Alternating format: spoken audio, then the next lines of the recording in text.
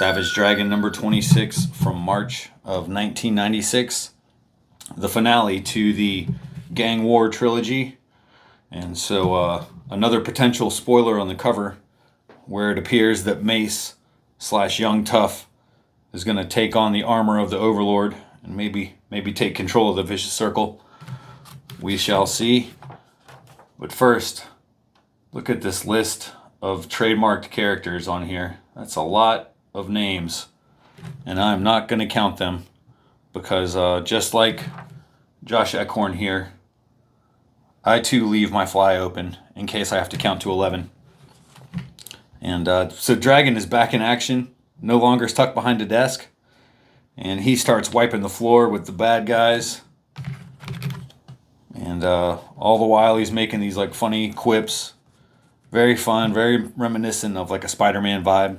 So, though some of these jokes are a little dated, like this reference to Jean Dixon, and I had to look her up and found out that she was a psychic that predicted the Kennedy assassination, as well as a war between China and Russia starting in 2025.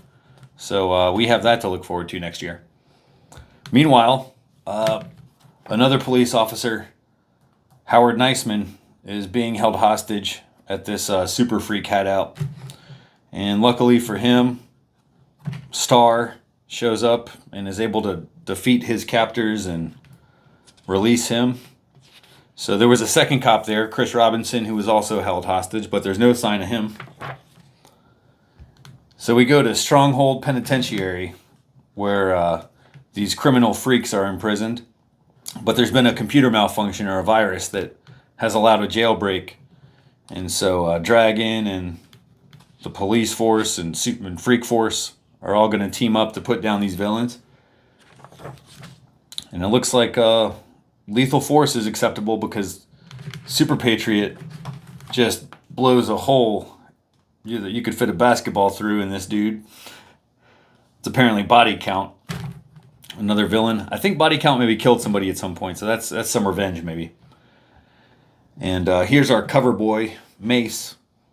And he's being led down this path, maybe towards his destiny, towards this Overlord armor, calling to him. And then Star and Officer Niceman here, they join the fight. But then these security lasers start blasting everybody. And so Dragon has to cut the power to the prison. And this leads to a lot of the villains getting out, which is a nice way to set up, some future storylines. And then in the armor, Mace shows up, but the Dragon won't let him leave, and he calls him a pussy. So Mace tries to fry him. But then looks like it backfires because the original suit only works for the original owner.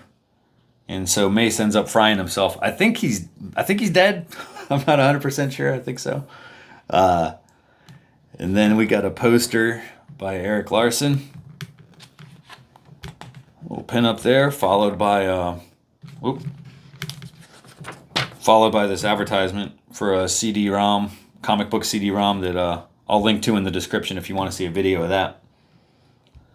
So now, it turns out that Cyberface was the one who started the prison break, taking over the computer system and the security system. So he's celebrating when all of a sudden he's interrupted by Johnny Redbeard and his crew of 100 super freaks.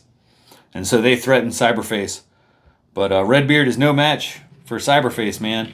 He starts like telepathically just popping the heads of all these goons. And then he humiliates Redbeard. And he turns him into a normal human being. And so, anyway, his whole gang leaves with Cyberface. And so She-Dragon, she sticks around. She's upset. Because she was with Redbeard and she knows what happened now.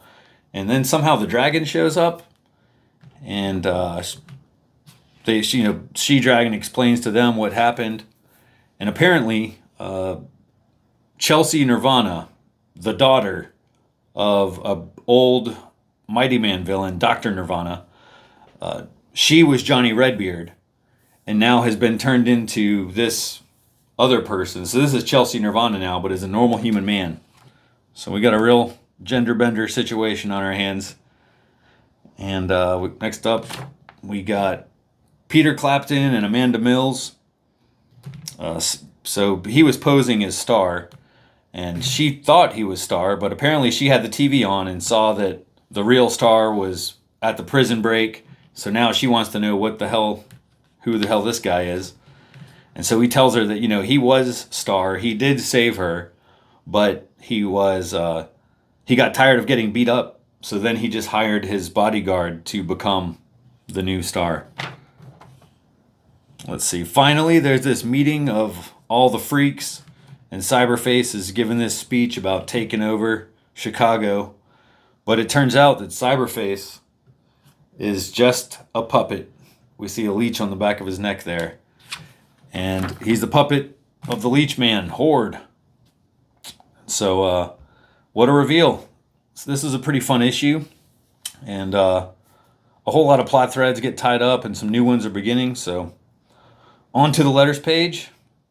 There's a lengthy introduction here by Eric Larson about the difficulty of executing a story like this with all the complexity and all the characters, and what a pain in the butt it was. But then he talks about the state of the comics industry, and Image Comics was having to cancel some low-selling titles. And I thought it was interesting, especially considering the current state of comics. So I figured I'd just read the whole thing, because there's not much else in this letters page. There's no fan art, and none of the letters really provide that much interest. So let's just get to what Larson says. In other news, we lost another one recently. WildStar is taking an extended leave of absence due to low sales. There will be many to follow. The comic book field is taking the hardest hit it's endured since the 1950s. I've seen the numbers. I know what production costs are to publish these things. It's getting pretty scary out there. Entire comic book lines are bleeding money, and their investors keep pouring money into comics that weren't worth a crap to begin with. Big-time publishers keep pumping out titles with piles of dreck, intent on making up for lost revenue due to flagging sales, desperate to maintain their market share so they'll look good on the stock market. Meanwhile, good comics are being lost in the shuffle. There's so many out there, and everybody is so desperate to get whatever pitiful part of the pie they can that everything is being touted as the next big thing. To read the catalogs and fan magazines, you really get worked up about the upcoming titles, but a trip to the funny book store gets you back to reality. Overpriced crossovers with rotten art and inane stories, books with beautiful covers and amateurish insides. Promises broken. It's tough. The numbers come in and the publisher realizes that he can't afford the fancy paper and coloring that he wanted to deliver. Readers see the books and feel they've been ripped off, and that the poor comic store owners are in a state of panic. Faced to pay with shipping and restructured deals with distributors, they don't know what to do. At a recent meeting with some of these folks, they applauded when they were told one company was downgrading their paper stock. They applauded because the new paper was lighter and they'd save a few fractions of a cent per book on shipping. Never mind that these books wouldn't look as good and that they wouldn't be as appealing, and that the sales may go down because they looked like hell. They might save a few fractions of a cent. The problem is publishers are getting backing from outside investors to prop up books you don't want, and your retailer doesn't know that you don't want them. They're cutting back on books that you do want, in hopes that the next shiny new product from a pissant publisher may become the next hot bad girl comic or the next Image Comics. They're hoping some fan magazine will get enough freebies or payola that they'll make another star out of some kid who can barely hold a pencil or pass off a line of a valiant pap as the next great investment. Stores sold out of WildStar. Readers didn't even know that the comics came out, but the demand was there. Anxious readers sent scores of letters to WildStar creator Al Gordon, demanding that he continue the book after the initial miniseries. Stores ordered less than a tenth of the number of books of the ongoing title as they did for the initial miniseries, and it didn't stand a chance. What you need to do is spread the word. Tell your friends about the comics you like. Tell the store owners what you want. Write letters to the fan magazines about the comics you like. Send them drawings of your favorite characters. Spread the word. Otherwise, the comics you love will go away. Otherwise, the marketplace will continue to be flooded with corporately controlled crapola, and the comics you want will be forced to close up shop. There are books out there, good books, they are barely hanging in there.